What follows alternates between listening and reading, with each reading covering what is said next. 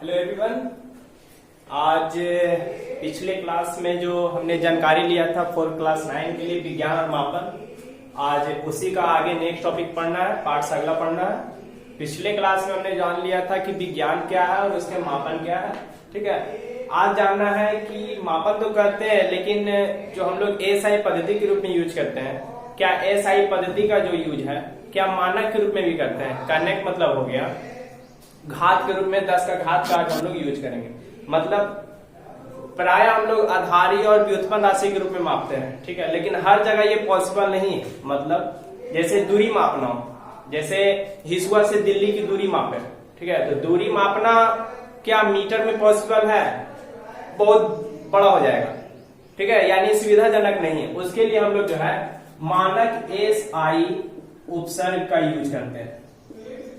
मानक एसआई उपसर्ग कहने का मतलब हो गया कि लंबी दूरी के लिए कुछ बड़े यूनिट्स का प्रयोग करना। जैसे यहाँ पे हम बॉक्स बना दे रहे हैं जिससे आपको सावधानी होगी समझने में। अंश, उपसर्ग, संकेत। कहने का मतलब हो गया, एक छोटा सा और एक एग्जांपल लेकर के देखते हैं। पेज की मोटाई हमें ज्ञात करना है। क्या मीटर से पता चल जाएगा? मीटर से पता चल सकता है? नहीं, बल्कि उसके लिए छोटी इकाई का हो सकता है, तो उसके लिए हम लोग अंश का उपयोग करते हैं। ठीक है, और लंबी दूरी इकाई के लिए हम लोग गुणज का उपयोग करते हैं। सभी मीटर के लिए, सभी किस में? मीटर में। और संकेत, चलिए देखते हैं क्या है। अंश पहला 10 के पावर -3। कहने का मतलब हो गया अंश के रूप में लेना है क्या हमें? 1/1000। ठीक है, तो वह मिली के बराबर होगा। मिली। ठीक है, 10 के पावर -6 माइक्रो। 10 के power -9 nano.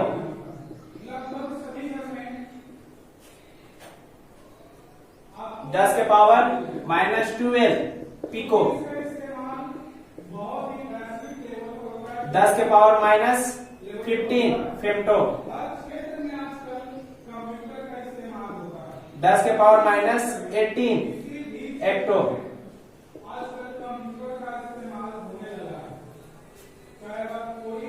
Sorry, atto, only atto, not ecto. अब हो गया आपका ये अंश के रूप में यूज करने का मतलब हो गया, यदि पेज की मोटाई मापना है तो मान लेंगे 1 मिलीमीटर है। पेज की मोटाई हमारी क्या है? 1 मिलीमीटर है, तो उससे हम लिख सकते हैं उस पेज की मोटाई 1 मिलीमीटर में अगर व्यक्त करना होगा मीटर में, तो उसे हम लिख सकते हैं एक पेज की मोटाई जो हमारा 10 के पावर -3 मीटर के बराबर। ठीक है, चलिए अब गुणज के रूप में आए तो गुणज में है 10 के पावर, अगला गुणज यानी कि बढ़ना, 10 के पावर 3 यानी किलोमीटर। किलोमीटर। 10 के पावर 6 मेगामीटर। 10 के पावर 9 जिगामीटर।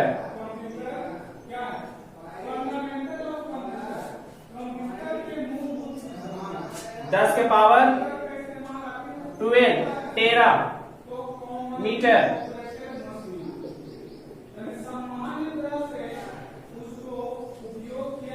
टेटा।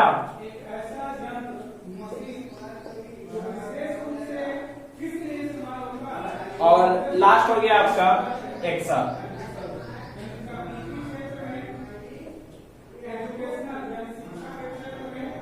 ये से सूचित करते हैं, सॉरी।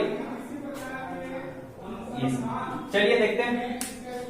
इसके अलावा इससे भी और छोटी छोटी इकाई भी है, जैसे डेसीमीटर हो गया, ठीक है, डेकामीटर हो गया, बहुत सारे हैं, लेकिन मेनली रूप से आपको यही जानना है।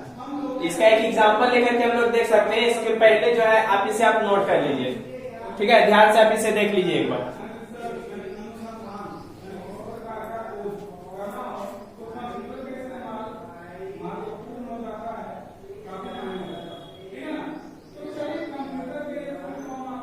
हो गया? चलिए आगे बढ़ते हैं।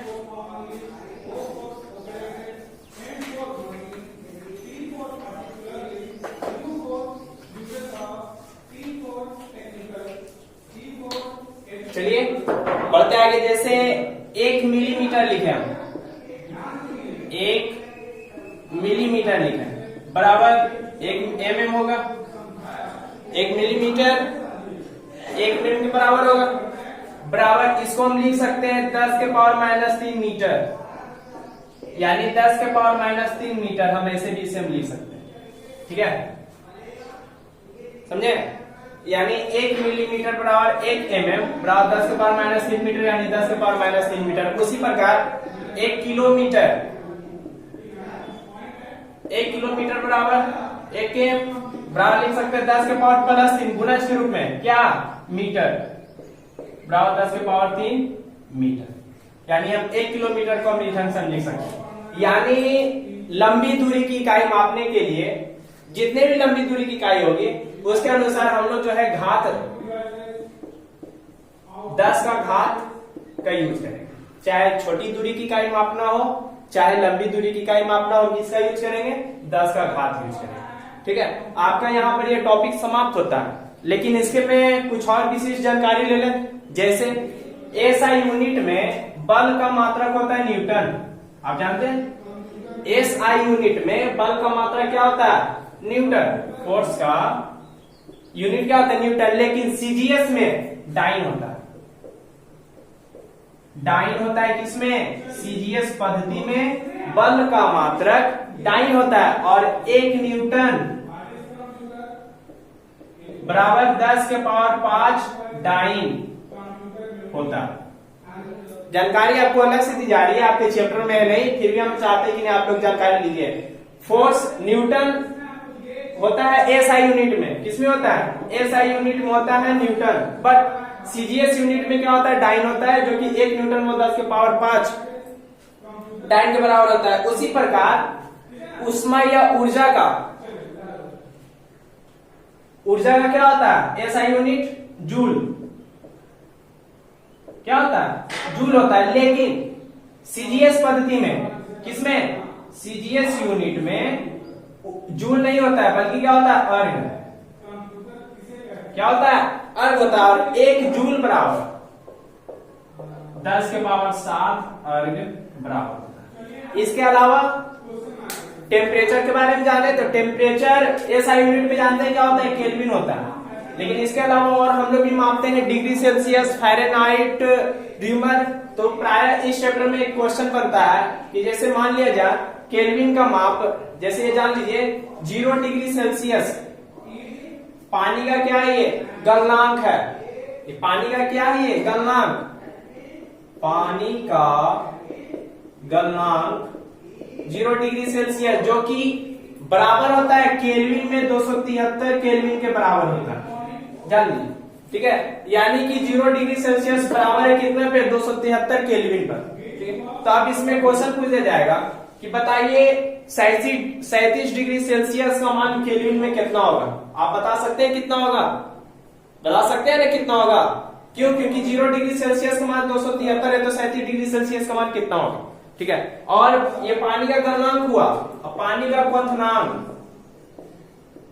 पानी का क्वथनांक केल्विन में होता है 373 केल्विन। ऐसे 0.15 भी होता है, लेकिन प्राय 373 केल्विन लेते हैं। ठीक है, आपका यहाँ पे एक टॉपिक जो है समाप्त होता है, विज्ञान और मापन का पहला चैप्टर। इससे क्वेश्चन निकलेगा विज्ञान कहते किसे है। ठीक है, विज्ञान कई प्रकार के होते हैं, जिसमें भौतिक विज्ञान के बारे में पढ़े थे। भौतिक विज्ञान 2 तरीके के, भौतिकी का स्टार्टअप कब से हुआ था, ठीक है, किसने किया था वो जाने। फिर उसके बाद उसका मापन किस विधि द्वारा करते हैं। ठीक है, तो ब्रिटिश पद्धति करते किसे है। इसी प्रकार चेनिंग वगैरह जो भी है। ठीक है, तो गाइस आज के लिए इतना ही। ठीक है, अगले दिन मिलेंगे अगले नए सब्जेक्ट के रूप में। जितना टॉपिक पढ़ाएगा उस पर फोकस कीजिए और उसी के अनुसार आपका क्वेश्चन आंसर भी क्या होगा पूछा जाएगा नेक्स्ट एग्जाम में। ठीक है, आज के लिए इतना ही।